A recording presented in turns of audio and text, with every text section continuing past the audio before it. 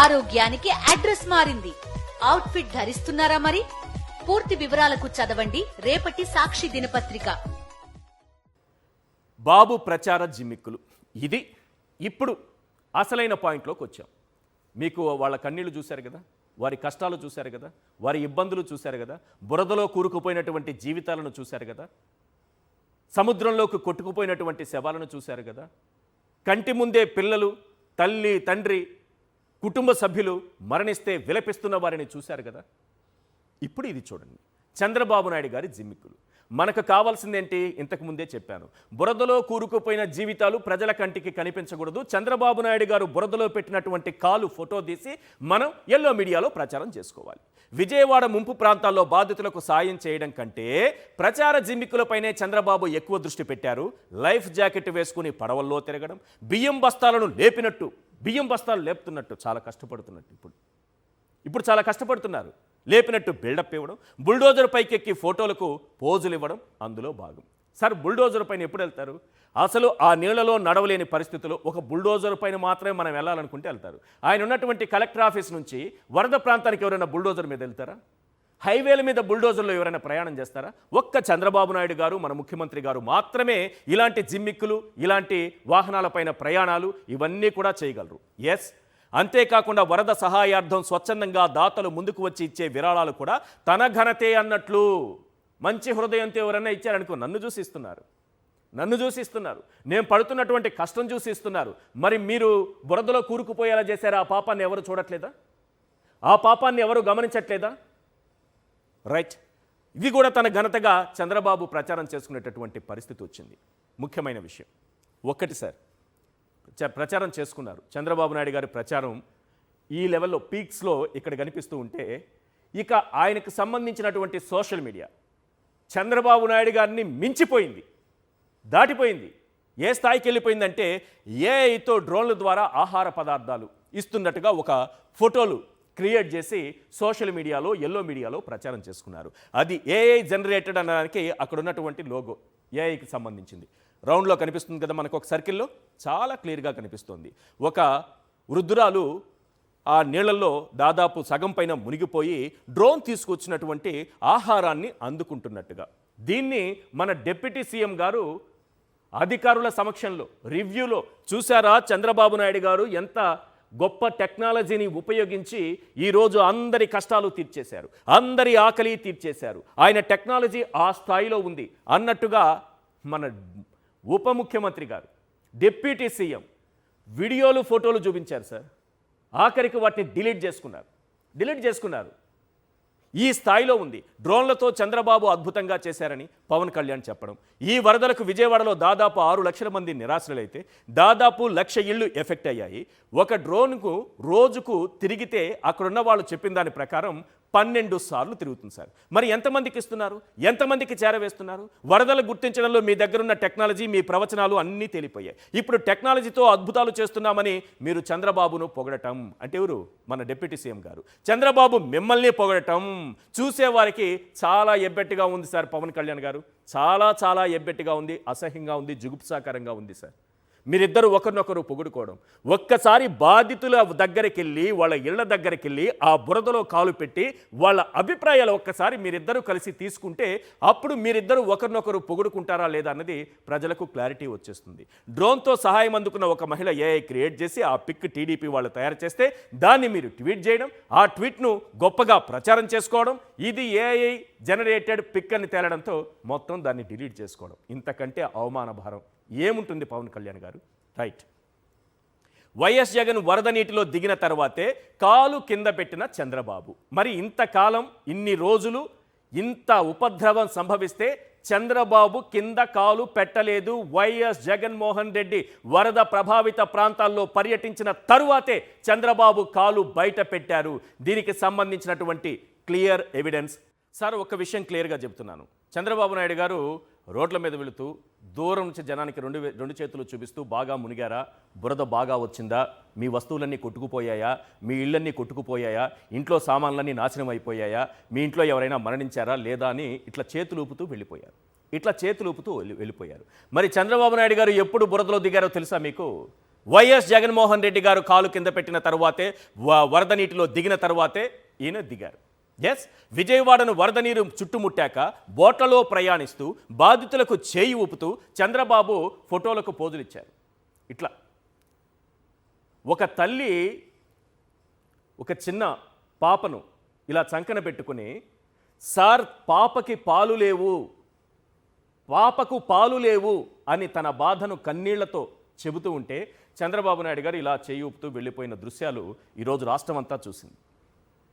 కనీసం రియాక్షన్, అమ్మా మీకు నేనున్నాను, మీ పిల్లలకి నేనున్నాను, మీరు బాధపడద్దు, భయపడద్దు, తక్షణం మీకు అంతా సాయం అవుతుందనే ఒక్క మాట కూడా చెప్పలేదు సార్. జస్ట్ 2000 ఇలా ఊపుతూ వెళ్ళిపోయారు. కానీ వైఎస్ జగన్ వరద ప్రాంతాల్లో ప్రజలను కలిసి వారి కష్టాలు విని భరోసా కలిగించే ప్రయత్నం చేశారు. జగన్ను చూసిన తరువాతే చంద్రబాబు వరద నీటిలో దిగి హడావుడి చేశారు. ఇక్కడ చూడండి, జగన్మోహన్ రెడ్డి గారు ఎప్పుడైతే దిగారో ఆ తర్వాత ఆయన దిగారు. ఇప్పుడు ఇంకొక కీలకమైనటువంటి అంశం, ప్రజల కష్టాల గురించి అస్సలు పట్టించుకోని వ్యక్తి ఎవరైనా ఉన్నారు అంటే అది ఒక్క డీసీఎం గారే. ఇంత పెద్ద ఉపద్రవం జరిగితే దాన్ని పట్టించుకోని వ్యక్తి ఎవరైనా ఉన్నారు ప్రభుత్వ వ్యవస్థలో, మంత్రులు, ఇతరులు ఎవరైనా ఉన్నారు, పార్టీ అధ్యక్షులు అంటే అది ఒక్క మన డీసీఎం గారే. ఏంటో తెలుసా మీకు? విజయవాడకు తన వల్ల వచ్చినటువంటి వరద కష్టాల నుంచి గట్టెక్కడానికి చంద్రబాబు నానా ప్రయత్నాలు చేస్తున్నారు. ప్రభుత్వ వైఫల్యాలను కవర్ చేసేందుకు సినీ నటుడు డిప్యూటీ సీఎం పవన్ కళ్యాణ్ బాగా వాడేసుకున్నారు. ఆ తర్వాత లేటుగా తీసుకొచ్చారు ఆయన్ని. డిప్యూటీ సీఎం పవన్ కళ్యాణ్ను వరదలు వచ్చినటువంటి సమయంలో మన పవన్ కళ్యాణ్ గారు బర్త్డే సెలబ్రేషన్స్కి సింగపూర్ వెళ్ళారని ఒక వార్త ఉంది సార్. సింగపూర్కి వెళ్ళారు. ఎప్పుడు వెళ్ళారు? మన కొండ చర్యలు విరిగిపడి అందరూ చనిపోయారు, ఒక 10 మంది పైన చనిపోయారు కదా, అప్పుడు వెళ్ళారని ఒక కథ అయితే నడుస్తోంది. అందరూ చెవులు కొరుక్కుంటున్నారు. ఆ పార్టీలో, టీడీపీలో, మొత్తం కూటమిలో చెవులు కొరుక్కునే పరిస్థితి. ఎక్కడికైనా వెళ్ళే హక్కు ఆయనకుంటుంది, ఇది ఎవరు కాదని సత్యం. ఆయన వెళ్ళొచ్చు, సింగపూర్ కాకపోతే మలేషియా వెళ్ళొచ్చు, ఇంకెక్కడికైనా వెళ్ళొచ్చు, రష్యా వెళ్ళొచ్చు, ఎక్కడికైనా వెళ్ళొచ్చు. కానీ ప్రజల కష్టాల్లో ఉన్నప్పుడు ఎక్కడికి వెళ్ళారు పవన్ కళ్యాణ్ గారు? ఇది కదా ప్రజలు అడుగుతోంది, దీనికి కదా సమాధానం రావాల్సింది. తీరా వచ్చిన తర్వాత పవన్ కళ్యాణ్ వైఎస్ జగన్ ఆయన మీద విమర్శలు చేశారు. ఎవరి ఆస్తులు ఎంతో మొన్ననే అఫిడవిట్లు దాఖలు చేశారు. సార్ మీరు వచ్చింది ఎందుకు? ప్రజల కష్టాల గురించి కదా మాట్లాడాలి, ప్రజలకు జరిగిన నష్టం గురించి కదా మాట్లాడాలి, వాళ్ళకి ఏ రకంగా మేలు చేస్తారో కదా చెప్పాలి, ఏ రకంగా సహాయక చర్యలు కొనసాగిస్తారో చెప్పాలి కదా, వారిని ఏ రకంగా ఆదుకుంటారో చెప్పాలి కదా. ఇప్పుడు వచ్చిన తరువాత కూడా మీరు పవన్ కళ్యాణ్ గారు, డీసీఎం గారు, మీరు జగన్మోహన్ రెడ్డి గారి పైన, ఆయన ఆస్తులపైన మాట్లాడడం ఏంటి సార్? మీకు నిజంగా ఆస్తులు కావాలంటే నేను ఒక 2-3 ఎవిడెన్స్లు ఇస్తాను, వెళ్ళి తెచ్చుకోండి. వాళ్ళ దగ్గర నుంచి తీసుకొచ్చిన బాధ్యతలు ఇవ్వండి. మీ ప్రభుత్వంలోనే మీకు అత్యంత సన్నిహితులు, కీలకమైన వ్యక్తులకు సంబంధించినటువంటి కొంత ఎవిడెన్స్ ఇస్తాను సార్, తీసుకొచ్చి వరద బాధితులకు ఇవ్వండి. మొట్టమొదటి చెప్తాను, దేశంలోనే రిచెస్ట్ సీఎం చంద్రబాబు అని తేలింది. అవునా కాదా? అవునా కాదా? ఏడీఆర్ ఇచ్చినటువంటి రిపోర్ట్. టీడీపీకి చెందిన ఎంపీ పెమ్మసానికి 5,000 కోట్లపైనే ఉన్నాయని ఆయనే అఫిడవిట్లో చెప్పుకున్నారు. అవునా కాదా? అవునా కాదా? పవన్ కళ్యాణ్ గారు, డీసీఎం గారు వింటున్నారా? ఇక భువనేశ్వరి గారైతే మా ఆస్తి 25,000 కోట్లు అన్నారు. డబ్బులన్నీ అక్కడ పెట్టుకుని ఇక్కడ జగన్ గారి పైన పడి ఏడవడం ఎందుకు సార్? మీకు కావాల్సినటువంటి 3 వ్యక్తుల పేర్లు చెప్పాను, తీసుకురండి, ఇవ్వండి. చేసింది మీ ప్రభుత్వమే కదా పాపం చేసింది, వారికి న్యాయం చేయండి సార్. అది వదిలేసి ఎందుకు ఇంకా జగన్మోహన్ రెడ్డి గారు, ఆయన పేరెందుకు, ఆయన పైన నెపం నెట్టడం ఎందుకు?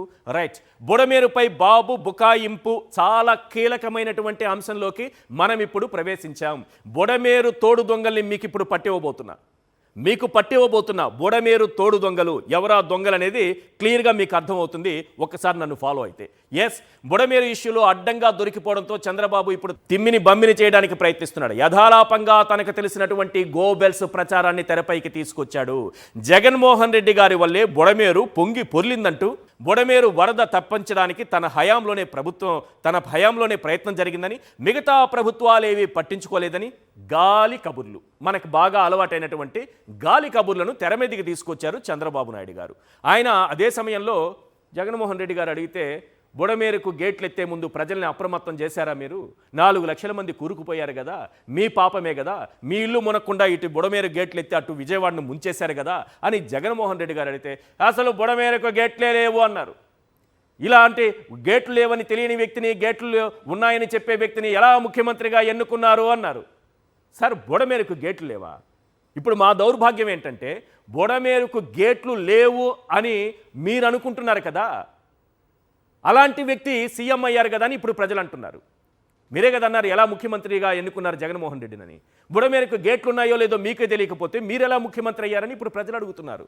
ఎస్, ఇందులో ఇంకొకటి ఉంది, చాలా అద్భుతమైన విషయం. బుడమేరు తోడు దొంగలు అన్నాను కదా నేను. బుడమేరు గేట్లు లేవన్నారు, బుడమేరు గేట్లు ఎత్తింది నా ఇంటిని ముంచడానికి కాదన్నారు. అది క్లియర్గా మనం ఎవిడెన్స్తో సహా చూపించాము, విజువల్ చూపించాము, సాక్షి టీవీలో అందరూ చూశారు. బుడమేరుకు గేట్లు ఉన్నాయి, ఆ గేట్లు ఎత్తి విజయవాడ వైపు మళ్లించేశారు మొత్తం వరదని. ఆ విజయవాడలో ఆ 6 లక్షల మంది దానికి బాధితులుగా మారిపోయారు. ఇప్పుడు బుడమేరు తోడు దొంగలు అన్నాను కదా, ఇంకొక వ్యక్తి గురించి మనం పరిచయం చేసుకోవాలి. ఏడాది పొడవునా Budameru diversion channel BDC, Budameru diversion ఛానల్లో రోజు కనీసం 2000 క్యూసెక్ల నీరుంటుంది.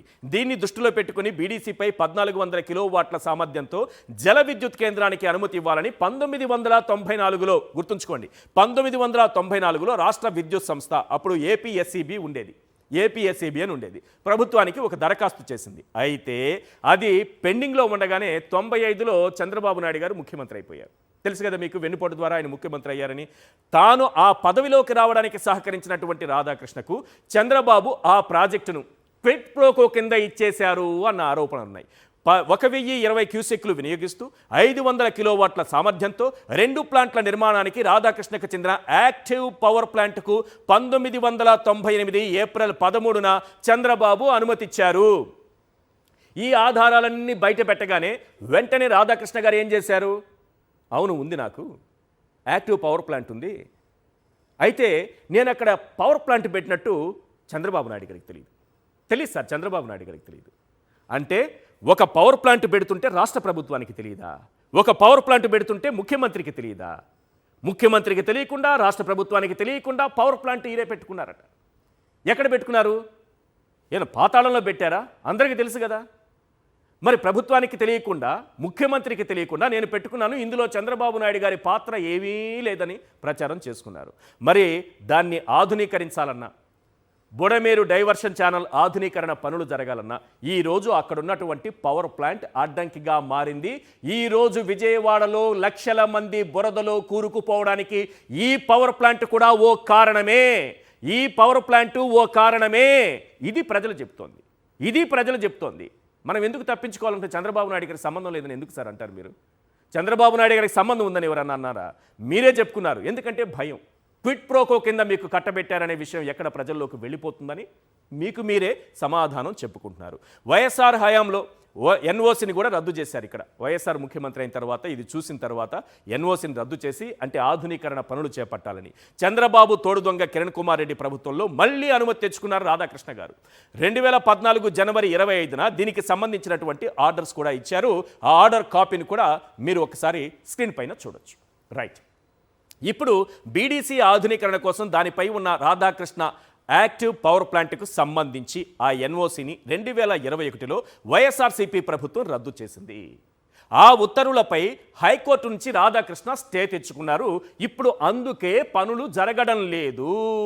తాజాగా రాధాకృష్ణకు చెందిన యాక్టివ్ పవర్ ప్లాంట్ను తొలగించి బుడమేరు డైవర్షన్ కెనాల్కి సంబంధించినటువంటి పనులను త్వరితగతిన పూర్తి చేయాలని విజయవాడకు చెందినటువంటి సీనియర్ జర్నలిస్ట్ కేజీబీ తిలక్ హైకోర్టులో పిల్ దాఖలు చేయగా 2024 ఆగస్టు 14న నిర్వాహకులకు కోర్టు నోటీసులు జారీ చేసింది. ఆ కాపీ కూడా మనం ఇక్కడ స్క్రీన్ పైన చూడొచ్చు.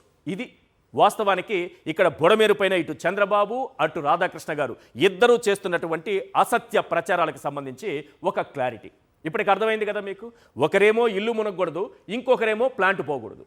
ఒకరిది ఇల్లు, ఇంకొకరిది ప్లాంటు, ఇద్దరు కలిసి ఈరోజు ముంచేశారనే ఆరోపణలు ఎదుర్కొంటున్నారు.